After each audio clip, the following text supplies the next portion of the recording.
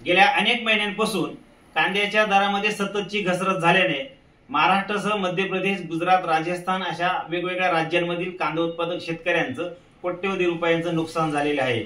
एकीकडे कांद्याचे दर वाढल्यानंतर कधीतरी हे दर वाढतात, अशा वेळी केंद्रातील सरकार कांद्यावरती निर्यात बंदी करणे, कांद्याचं निर्यात शुल्क वाढवणे आणि कांद्याला किमान निर्यात मूल्य लागू करणे अशा विविध उपाययोजना करून कांद्याचे दर नियंत्रणात ठेवण्याचं काम करतं। पण दुसऱ्या बाजूला जेव्हा शेतकऱ्यांच्या ह्याच घामाने कष्टाने पिकवलेल्या कांद्याला उत्पादन खर्चापेक्षा सतत दर मिळत असताना सरकार मात्र गायब झालेलं असतं। आम्ही केंद्राच्या सरकारकडे महाराष्ट्र राज्य कांदा उत्पादक शेतकरी संघटनेच्या माध्यमातून देशातील कांदा उत्पादक शेतकऱ्यांच्या वतीनं अशी मागणी करतोय की आपण जास्तीत जास्त कांदा निर्यात होण्यासाठी निर्यातीवर आता तुरंत सबसिडी आता देण्याची गरज आहे।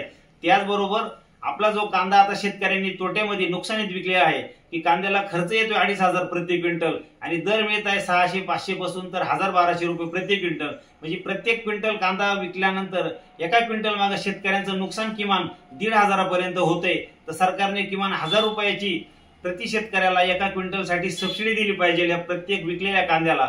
आणि ह्या संपूर्ण कांद्याच्या उत्पादक शेतकऱ्यांचं अर्थकारण जर सरकारला चांगलं घडवून आणायचं असेल तर निर्यातीवरती कुठलेही बंधन ठेवू नये या पुढील काळामध्ये आणि आता जास्तीत जास्त निर्यात होण्यासाठी अति तातडीची उपाययोजना सरकारने करावी।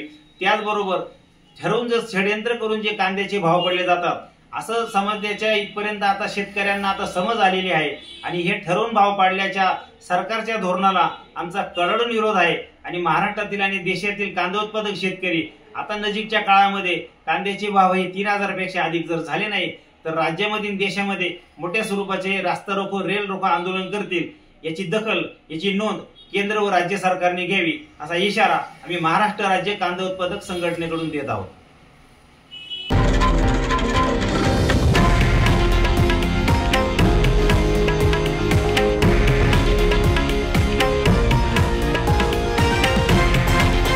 हे आहे देशातील नंबर 1 न्यूज नेटवर्क आणि आपण पाहत आहात TV9 मराठी, एकमेव।